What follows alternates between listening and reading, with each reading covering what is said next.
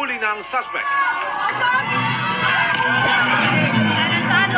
Nagpapasalamat sila na nakuha natin itong subject na. Bakit po kaya sa palagay niyo papasalamat po sila?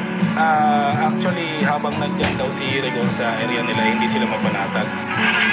Ayon sa pulisya, December pa tinatrabaho ang suspect pero dahil malapalos, malimit na nakakalusot si alias Rigor. Tag by the Northern Police District, no? Pang-apat ito sa pinakamataas na tinutugis ng mga iba't ibang PNP units within the Kamanaba area. Allegedly, itong subject natin ay involved sa proliferation ng illegal na droga. Itinanggi ng suspect ang paratang. Nagulat lang po ako, hinuli nila ako ng Mga pulis. polis. Hinuli po ako ng polis. Hindi ko alam kung anong motibo. Minsan ka bang na-involved dati sa patayan o kung ano Hindi mga po. barilan? Di ba po? Emil Sumangin, nakatutok, 24 oras.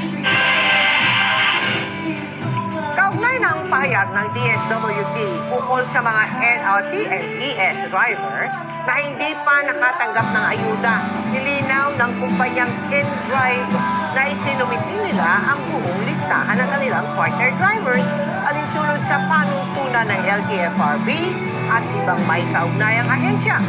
Dumaan nila ito sa validation para matiyak na nasunod at nakumpleto ang mga impormasyon.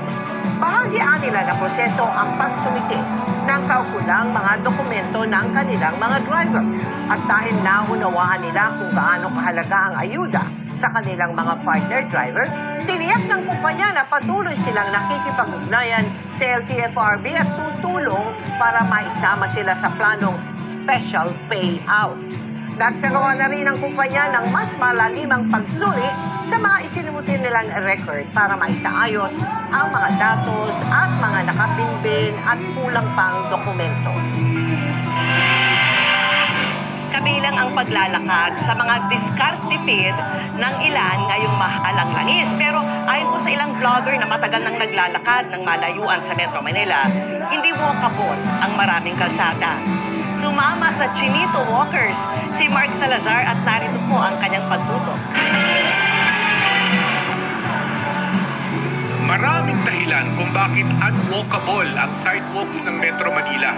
Iisa-isahin ko ang ilan kong nakita. Halimbawa, itong sidewalk na to, alanganin naman to sa dalawahan. Mananagiliran ng mga pedestrian, yung mga maglalakad dahil alanganin sa dalawahan itong sidewalk. Tara naman sa EDSA Ortigas Flyover kung saan susubukin ng overpass ang BP mo. Kagaya niyan, anong oras to ngayon? Alas 12. May heat index ka pag ganitong tag-init. Lalakarin mo, wala namang bubong, di ba? Kung matangkad-tangkad ka pa, tumbo ka dito kung hindi mo kabisado itong dinadaanan mo. Kasi talagang yuyuko ka. Okay na raw ito kaysa pedestrian lane sa baba. Hindi senior friendly.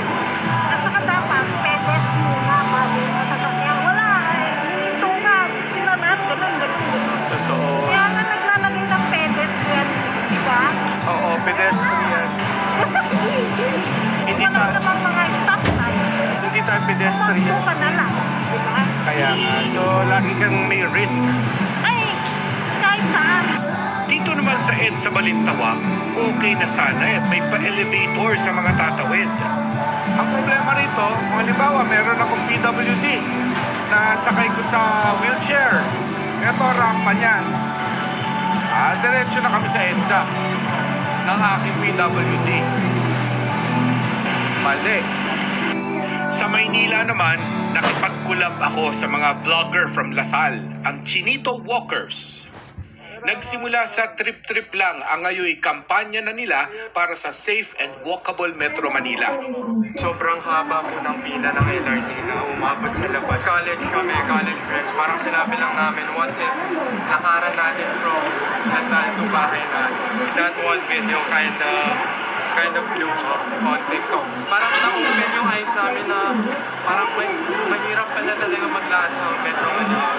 Naglakad kami mula sa kanilang campus sa Taft Avenue papuntang Quirino Avenue.